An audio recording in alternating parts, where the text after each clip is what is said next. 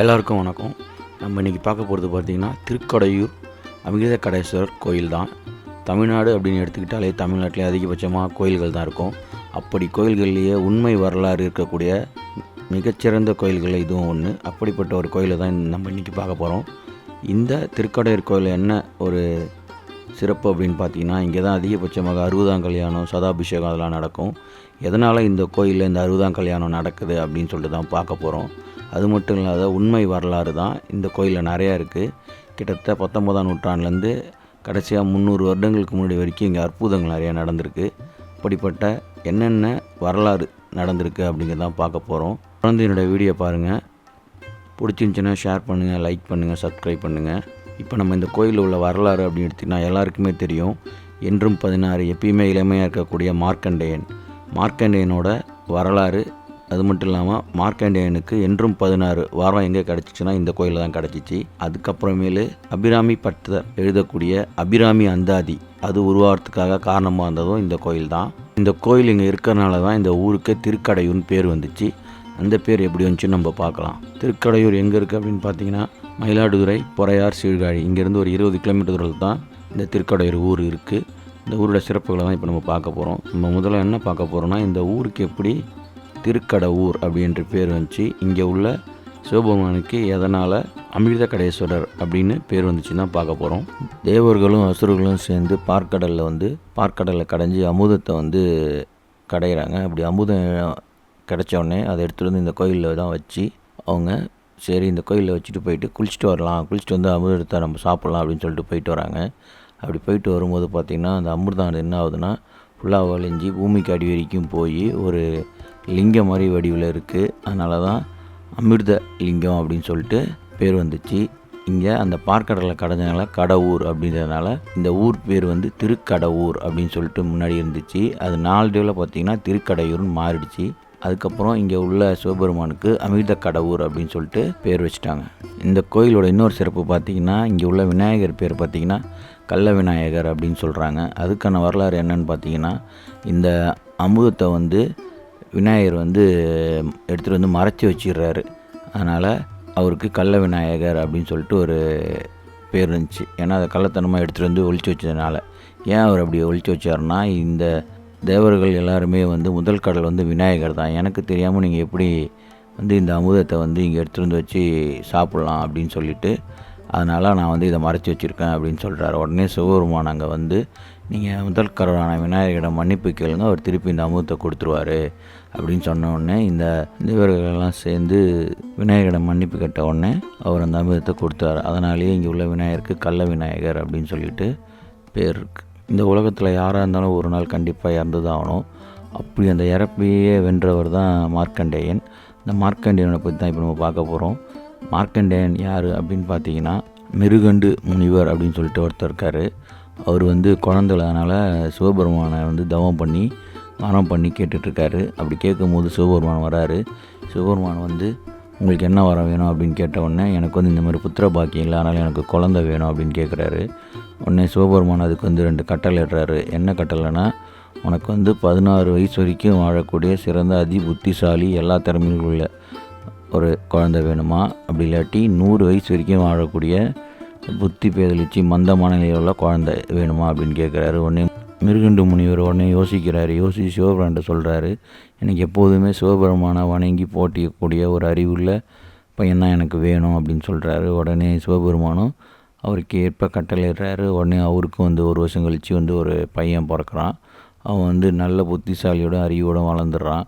அப்படி வளர்ந்துட்டு கொஞ்ச நாள் ஆனே அவனுக்கு ஒரு 15 வயசு வந்துடுது. அப்போ பார்த்திங்கன்னா மிருகண்டு முனிவர் ஒரு மரத்தில் கீழே உட்காந்துட்டு ரொம்ப சோகமாக இருக்கார். அப்போ மார்க்கண்டேயன் அப்பா கிட்டே கேட்குறான், ஏன் இதுமாரி சோகமாக இருக்கீங்க அப்படின்னோடனே அவர் அந்த உண்மையை சொல்கிறாரு. இந்த மாதிரி சிவபெருமானிக்கிட்ட நான் வரம் வாங்கினேன், உனக்கு இன்னும் 1 வருஷம் தான் இருக்குது, அதுக்கப்புறம் நீ இறந்து போயிடுவேன் அப்படின்னு சொல்கிறாரு. உடனே மார்க்கண்டேயன் சொல்கிறான், நான் சிவபெருமானையே பார்த்தாலும் வணங்கி அவருக்காக எல்லாம் பண்ணிகிட்ருக்கேன், அதனால் எனக்கு எதுவும் ஆகாது, நான் சிவபெருமான் வழியே செல்கிறேன் அப்படின்னு சொல்லிவிட்டு அவர் என்ன பண்ணுறாருன்னா, அந்த காசிக்கு நேராக போயிட்டு காசிலேருந்து ஒவ்வொரு சிவபெருமான் தலமாக வணங்கிட்டே வராரு. அப்படி கடைசியாக வணங்கிட்டு வரும்போது பார்த்திங்கன்னா இந்த திருக்கடையூர் கோயிலுக்கு வந்துடுறாரு. அப்படி திருக்கடையூர் கோயிலுக்கு சிவபெருமானை வணங்கிட்டு டெய்லியும் பூஜை பண்ணிகிட்ருக்காரு. அப்படி பூஜை பண்ணிட்டு இருக்கும்போது அவருக்கு ஒரு 16 வயசு ஆகிடுது. உடனே 16 வயசு ஆனால அவரோட ஆயுட்காலம் முடிஞ்சிருச்சுன்னு சொல்லிட்டு யமதர்மராஜா வந்து அங்கேருந்து ஆள் அனுப்பி மார்க்கண்டேயனை வந்து நீங்கள் கூட்டிகிட்டு வாங்க, அவரோட ஆயுள் முடிஞ்சிச்சு அப்படின்னு சொல்கிறாரு. அதை கேட்டு அவங்களும் வந்துட்டு இங்கே பார்க்குறாங்க. அப்படி பார்க்கும்போது பார்த்தா இவர் வந்து சிவபெருமானுக்கு பூஜை செஞ்சுட்டு அக்னி அந்த இதெல்லாம் இருக்குது, அதனால கிட்டேயே நெருங்க முடியல. இவங்க இதை அப்படியே மேலே போய் சொல்கிறாங்க யமதர்மன்கிட்ட, இந்த மாதிரி வந்து அவர் சிவபெருமான் கூட இருக்கனால எங்களால் வந்து அவரை எதுவும் பண்ண முடியல அப்படின்னு சொன்னோடனே, இந்த உலகத்தில் யாராக இருந்தாலும் அவங்க ஆயுட்காலம் முடிஞ்சிச்சுன்னா கண்டிப்பாக அவங்கள கூப்பிட்டு தான் வரணும் அப்படின்னு சொல்லிட்டு யமதர்மன் சொல்லிட்டு, நானே போய் கூப்பிட்டு வரேன் அப்படின்னு சொல்லிட்டு யமதர்மராஜா தன்னோட வாகனத்தில் வராரு. அப்படி வந்து பார்க்கும்போது திருப்பியும் மார்க்கண்டேயனை வந்து சிவபெருமானுக்கு பூஜை செஞ்சிட்ருக்காரு. உள்ளே போயிட்டு மார்க்கண்டேயனை கூப்பிட முடியாது, அப்படினால தன்னோட பாசக்கயிறை எடுத்து வெளியிலேருந்து வீசுகிறாரு. அப்படி வீசும்போது சிவபெருமான் பூஜை செஞ்சுட்டு இருக்க மார்க்கண்டேயன் மேலேயும் சிவபெருமானோட மேலேயும் அந்த கயிறு பட்டுடுச்சு. இந்த கயிறு பட்டு இழுக்க உடனே சிவபெருமான் கோவப்பட்டு தன்னோட இடது காலால் யமதர்மராஜாவை எட்டி வாய்க்கிறாரு. அவர் அங்கேயே இறந்து போயிடுறாரு. உடனே மார்க்கண்டேயனுக்கு என்றும் 16 சிரஞ்சீவியாக நீ இருப்ப, எப்பயுமே 16 வயசு இளமையாகவே இருப்ப அப்படின்னு சொல்லிட்டு வரம் கொடுத்துட்றாரு. இதனால தான் திருக்கோடையூரில் பார்த்தீங்கன்னா இந்த 60ஆம் கல்யாணம் அதெல்லாம் நடத்துகிறாங்க. எதனாலனா தன்னோட ஆயுள் காலம் நீண்ட நாள் இருக்கணும் அப்படின்றதுக்காக சிறப்பான இது ஒன்று. இந்த திருக்கோடையூரில் அதிகபட்சமாக ஒரு நாளைக்கு பார்த்திங்கன்னா 100க்கும் மேலேயான 60ஆம் கல்யாணம், அதுக்கப்புறம் 75, அதுக்கப்புறம் 90, அதுக்கப்புறம் 100 அப்படின்னு சொல்லிட்டு நடத்திட்டுருக்காங்க. அதுக்கப்புறம் என்ன ஆகுதுன்னா, பூமியில் பார்த்திங்கனாக்கா வந்து இறப்பு இல்லாதனால பிறப்பு அதிகமாக இருக்கிறதுனால பூமியோட பாரம் அதிகமாகிடுது. இதனால் பூமாதேவி என்ன பண்ணுறாங்கன்னா சிவபெருமான்கிட்ட போயிட்டு, ஒன்று நீங்கள் பிறப்பை தடுங்க, அப்படி இல்லாட்டி யமதர்மனுக்கு திருப்பி உயிர் கொடுத்து இந்த இறப்பை வந்து நீங்கள் உண்டு பண்ணுங்க, அப்படின்னா பூமி தாங்காது அப்படின்னு சொல்கிறாங்க. உடனே சிவபெருமான் வந்து அபிராமி அவங்கள்ட்ட யோசிக்கிறாங்க. அப்படி யோசிக்கும் போது தன்னோட இடது காலை தான் உதைச்சதுனால அதுக்கு ஒரு பரிகாரம் இருக்குது, அதனால் உயிர் கொடுக்க வாய்ப்பு இருக்குது அப்படின்னு சொல்லிட்டு யமதர்மனுக்கு திருப்பியும் வந்து உயிர் கொடுக்குறாங்க. அப்படி உயிர் கொடுக்கும்போது திருப்பியும் பூமியோட சமநிலையாகுது அப்படின்றதும் இந்த கோயிலோட ஒரு வரலாறு. இந்த கோயிலோட மிக சிறப்பு அப்படி என்னன்னு பார்த்தீங்கன்னா, திருக்கொடையூர் அமிர்த கடேஸ்வரர் கோயிலில் சம்பந்தர், அப்பர், சுந்தர் இவங்க எல்லாருமே தேவாரம் பாடல் பாடக்கூடிய 47வது சிவத்தலமாக இது வந்து விளங்குது. இங்கே தான் வந்து அபிராமி அந்தாதி அப்படின்னு சொல்லிட்டு அபிராமி அம்மாவை பற்றி 100 பாடல்கள் பாடக்கூடிய ஒரு இடமா இது இருக்குது. அது எப்படி அந்த அபிராமி அந்தாதி அப்படிங்கிற கதை வந்துச்சு, எதனால் அந்த 100 பாடல்கள் பாடப்பெற்றது அப்படின்னு தான் இப்போ பார்க்க போகிறோம். சுப்பிரமணிய ஐயர் அப்படின்னு சொல்லிட்டு ஒருத்தர், அவர் எப்பொழுதும் பார்த்திங்கன்னா அபிராமி அம்மனியை வணங்கிட்டே இருப்பார். கண்ணை மூடிட்டு அபிராமி என் முகத்தையே வந்து ஒளிமயமாக பார்த்துக்கிட்டே அப்படியே வணங்கிட்டே இருப்பார். அவர் வந்து பார்த்திங்கன்னா கோயில் வாசல் எப்பயுமே அபிராமியை வணங்கிட்டே இருக்கிறதுனால அவர் எதுவும் பண்ணாமல் அப்படியே உட்காந்துருப்பார். சிலவங்க வந்து ஊரில் இருக்கவங்களாம் அவரை பார்த்துட்டு அவர் பைத்தியம், பித்து பிடிச்சிருக்கு அப்படி இப்படின்னு சொல்லிட்டு எல்லோரும் சொல்கிறாங்க அவரை. அப்படி இருக்கும்போது சரபோஜி மன்னர், அப்போது தஞ்சாவூர் ஆண்டுக்கிட்டு இருந்த சரபோஜி மன்னர் வந்து காவேரி பூம்பட்டினத்துக்கு வராரு. அப்படி வரும்போது திருக்கோடையூரும் சிவபெருமானையும் வணங்கிட்டு போவோம் அப்படின்னு சொல்லிட்டு திருக்கோடையூர் வராரு. அப்படி அவர் உள்ளே வரும்போது இந்த சுப்பிரமணிய ஐயர், அதாவது அபிராமி பட்டர் அப்படின்னு சொல்லக்கூடிய அவர் வந்து அப்படியே உட்காந்துருக்காரு. ராஜா வரான்னும் போது மரியாதை கொடுக்கணும். அப்படி மரியாதை கொடுக்காம இவர் மட்டும் கண்ணை மூடிட்டு அபிராமி அம்மையை வேண்டிகிட்ருக்காரு. மற்றவங்க எல்லாரும் வந்து இவர் வந்து ராஜாவுக்கு வந்து மரியாதை கொடுக்குறாங்க. அப்போ ராஜா வந்து ஒருத்தரை கூப்பிட்டு கேட்குறாரு, ஏன் அவர் மட்டும் வந்து மரியாதை கொடுக்காம அப்படி இருக்காருன்னா, அவர் லைட்டாக மனநிலை சரியில்லை, பித்து அப்படி இப்படின்னு சொல்கிறாங்க. ஆனால் ராஜா சொல்கிறாரு, இல்லை அவர் மூஞ்ச பார்த்தா ஏதோ ஒரு வெளிச்சம் எனக்கு தெரியுது, அப்படி இல்லை அவர் ஒரு ஏதோ ஒரு பக்தன் அப்படின்னு சொல்லிட்டு சொல்கிறாரு. சரின்னு சொல்லிவிட்டு ராஜா உள்ளே போயிட்டு சாமியை கும்பிடும்போது அவருக்கு வந்து இந்த அபிராமி பத்தர் தான் நினைவுக்கு வராரு. சாமியை கும்பிட முடியல. சரின்னு சொல்லிட்டு சாமி கும்பிட்டு திருப்பி வராரு. வெளில வரும்போது திருப்பியும் இவர் அதே நிலையில் உட்காந்துருக்காரு, எதை பற்றியும் கவலைப்படாமல் கண்ணை மூடிட்டு. உடனே சரபோஜி மன்னர் வந்து நம்ம வந்து ஏதாவது ஒரு கேள்வி கேட்போம், அவர் என்ன சொல்கிறாருன்னு பார்ப்போம், உண்மையிலே ஒரு பித்து பிடிச்சிருக்கா இல்லை நல்லா தான் இருக்காரா அப்படின்னு சொல்லிட்டு சரபோஜி மன்னர் வந்து அபிராமி பத்தர்கிட்ட வந்து கேள்வி கேட்குறாரு. என்னன்னாக்கா, இன்றைக்கி என்ன நாள் தெரியுமா அப்படின்னு சொன்னோடனே இவர் வந்து அபிராமி பத்தர் வந்து தன் கண்ணை திறக்காமே அப்படியே பார்க்குறாரு. அம்மனோட வெளிச்சம் நல்லா தெரியுதுனால இன்றைக்கி வந்து பௌர்ணமி அப்படின்னு சொல்லிடுறாரு. ஆனால் ஆக்சுவலாக பார்த்தீங்கன்னா இன்றைக்கி வந்து முழு அமாவாசை. ஆனால் இவர் எப்படி பௌர்ணமின்னு சொல்கிறாருன்னு தெரியலையே அப்படின்னு சொல்லிட்டு திருப்பியும் அவரை எழுப்பி, உண்மையாலுமே இன்றைக்கி என்ன நாள் தெரியுமா உங்களுக்குன்னு, கண்டிப்பாக இன்றைக்கி பௌர்ணமி தான் அப்படின்னு சொல்லிடுறாரு. உடனே சரின்னு சொல்லிட்டு உடனே மன்னர் என்ன சொல்கிறாருன்னா, இன்றைக்கி கண்டிப்பாக பௌர்ணமியாக இருந்துச்சுன்னா நீ தப்பிச்ச, இன்றைக்கி மட்டும் அமாவாசையாக இருந்துச்சுனாக்கா உன்னை நான் தூக்கில் போட்டுருவேன் அப்படின்னு சொல்லிட்டு திருப்பியும் அவர் காவேரி பூம்பட்டினம் அதாவது பூம்புகாருக்கு போயிடுறாரு.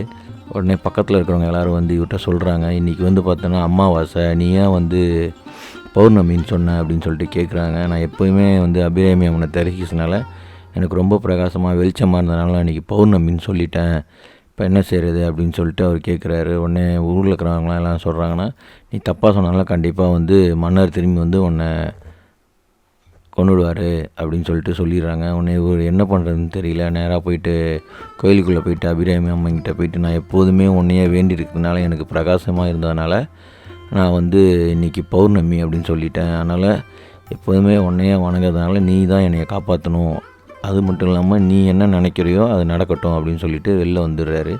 ஆனால் இவர் என்ன பண்ணுறாருன்னா, உடனே அம்மனை பற்றி ஒரு 100 பாடல்கள் பாட்டு வந்து கண்டினியூவாக பாட ஆரம்பிக்கிறாரு. அது எப்படி பாடுறாருன்னா, கீழே பார்த்தீங்கன்னா ஒரு ஃபுல்லாகவே நெருப்பு விறகுலாம் எடுத்து போட்டு அதை கொளுத்திட்டு அதுக்கு மேலே ஒரு பலகையில் நிற்கிறாரு. அதில் 100 மணி இது கட்டி வச்சுருக்கு. ஒவ்வொரு பாடல் பாடப்பட அது அப்படியே ஒன்று ஒன்றா கீழே இறங்கிட்டே இருக்கும். அதாவது 100 பாடல் முடியும் போது அவர் கரெக்டாக அந்த தீயில் விழுந்து இறந்து போகிற மாதிரி அவரே வச்சுக்கிட்டு பாட ஆரம்பிக்கிறாரு. அப்படி வந்து கிட்டத்தட்ட ஒரு 79 பாடல்கள் பாடுகிறார் தொடர்ந்து. அப்படி 79வது பாடல் பாடும்போது அபிராமி அம்மா என்ன பண்ணுறாங்கன்னா, அவங்களோட காலில் இருக்கிற கம்மலை எடுத்து வானத்தில் வீசுகிறாங்க. அப்படி வானத்தில் வீசும்போது அதோட ஒளி பார்த்திங்கன்னா ஒரு நிலவாக மாதிரி பிரகாசிக்குது. அப்படின்னு பார்த்தாக்கா இன்றைக்கி பௌர்ணமி தான் அப்படின்னு சொல்லிட்டு அர்த்தம். அதனால் இவர் வந்து அம்மனை வணங்குறாரு. வணங்கின உடனே அங்கே காவேரி பூம்பட்டினம் அதாவது பூம்புகார்லேருந்து பார்க்கக்கூடிய சரபூஜி மன்னருக்கும் அது தெரியுது. உடனே அவர் என்ன பண்ணுறாருன்னா, அப்போ வந்து அபிராமி பத்தர் வந்து கடவுளோட இவ்வளோ நம்பிக்கை வச்சுருக்காரு, நம்ம தான் தப்பு பண்ணிட்டோம் அப்படின்னு சொல்லிட்டு அங்கேருந்து கிளம்பி வராரு. அப்படி வந்துட்டு இருக்கும்போது அம்மன் என்ன சொல்கிறாங்கன்னா, நீ 79 பாடல் பாடிட்ட, நீ 100 பாடல் பாடுறதா சொன்னதுனால அந்த 100 பாடலையும் பாடி முடிச்சிரு அப்படின்னு சொல்லிடுறாங்க. இவரும் அந்த தொடர்ந்து அந்த 100 பாடலை பாடிடுறாரு. அங்கேருந்து மன்னர் வந்து இவர்கிட்ட மன்னிப்பு கேட்குறாரு. மன்னிப்பு கேட்டு அப்போ தான் இவருக்கு வந்து அபிராமி பத்தர் அப்படின்னு சொல்லிட்டு பேர் வைக்கிறாங்க. இதுவும் இந்த கோயிலோட சிறப்பு. அதுக்கப்புறம் இவர் நிறைய சிவத்தலங்கள் அபிராமி அம்மனை பற்றி நிறையா பாடல்கள்லாம் பாடியிருக்கார். இதுதான் வந்து அபிராமி அந்தாதி அப்படின்னு சொல்லிட்டு இந்த பாடல் நூல். அதனால் நம்ம தமிழ்நாட்டை பார்த்திங்கன்னா நிறையா கோயில்கள் இருக்குது. தமிழ்நாட்டில் உள்ள எல்லா கோயில்களுக்கும் மிகச்சிறப்பான வரலாறு இருக்குது. எல்லாமே கிட்டத்தட்ட 19ஆம் நூற்றாண்டு 12ஆம் நூற்றாண்டு அப்படின்னு சொல்லிட்டு பல நூற்றாண்டுகளுக்கு முன்னாடி உள்ள மிக சிறந்த வரலாறுலாம் இருக்குது. அதனால் தமிழ்நாட்டில் உள்ள நம்ம கண்டிப்பாக நம்ம சங்கதியினருக்கு இந்த மாதிரியான விஷயங்களை தெரிவிக்கணும். அது மட்டும் இல்லாமல் கல்வெட்டுகள் அந்த மாதிரி நிறையா விஷயங்கள் இருக்குது. ஒவ்வொரு கோயிலுக்குமே பார்த்திங்கன்னா ஒரு உண்மையான சிறப்பு வரலாறுகள் அதிகமாக அமையக்கூடிய கோயில்கள் நிறைய தமிழ்நாட்டில் இருக்குது. தொடர்ந்து என்னுடைய வீடியோ பாருங்கள். இந்த மாதிரி தமிழ்நாட்டில் உள்ள சிறப்பு மிக்க வரலாறு உள்ள கோயில்களை பற்றி நான் போட்டுட்ருப்பேன். இந்த கோயிலோட சிறப்பு அப்படின்னு பார்த்தீங்கன்னா, உள்ள என்ட்ரன்ஸ் ஆன உடனே பார்த்தீங்கன்னா ஒரு மிகப்பெரிய மண்டபம் இருக்கும். கிட்டத்தட்ட 10,000 ஸ்கொயர் ஃபீட் அளவு உள்ள ஒரு பெரிய கோயில் இது. இங்கே உள்ளே வந்தவொடனே பார்த்தீங்கன்னா உங்களுக்கு ஒரு அந்த யானை இருக்கும். அதுக்கப்புறம் உள்ளே நீங்கள் நேராக போயிட்டு இருந்தீங்கன்னாக்கா சிவபெருமானோட அந்த கோயில் இருக்குது. அந்த சிவபெருமானோட சன்னதியில் தான் பார்த்தீங்கன்னா அவங்க சொன்ன மாதிரி அந்த யமதர்மன் வந்து பாசக்கயிறு போட்டு அந்த கயிறோட அந்த அச்சு அதில் பாலாபிஷேகம் பண்ணும்போது தெரியும்னு சொல்கிறாங்க. அது மட்டும் இல்லாமல் அந்த சிவலிங்கத்துக்கு பின்னாடியும் ஒரு நிழல் லிங்கமும் தெரியும் அப்படின்னு சொல்கிறாங்க. அதையும் நீங்கள் பார்க்கலாம். கண்டிப்பாக இந்த கோயிலுக்கு வந்து இந்த ஆயுள் காலம் அதிகமாக நீடிக்கும். அதுவும் இல்லாமல் இந்த கோயிலுக்கு யார் யார் வழிபடணும் அப்படின்னு பார்த்தீங்கன்னா, அப்பா அம்மா அவங்க வழிபட்டாக்கா அவங்க பசங்களுக்கு கல்யாணம் ஆகும். அதுக்கப்புறம் இந்த 60 வயசுக்கு மேலே வந்து இங்கே 60ஆம் கல்யாணம் அந்த 75ஆம் கல்யாணம் அப்படி பண்ணால் இன்னும் நீண்ட ஆயுள் நீடிக்கும்.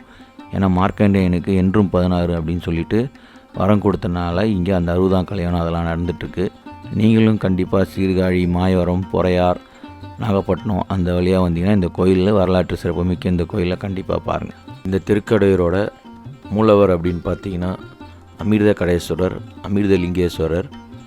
உற்சவர் அப்படின்னு பார்த்தீங்கன்னா காலசம்ஹார மூர்த்தி. அப்படி காலசம்ஹார மூர்த்தி அப்படின்னா காலத்தை வென்று யமதர்மனை வதம் செய்தனால இந்த பேர் அவருக்கு வந்துச்சு. இங்கே இருக்கிற அம்மன் பேர் பார்த்திங்கன்னா அபிராமி தேவி. அது மட்டும் இல்லாமல் பக்கத்துலேயே பார்த்திங்கன்னா உங்களுக்கு கள்ள விநாயகர் அப்படி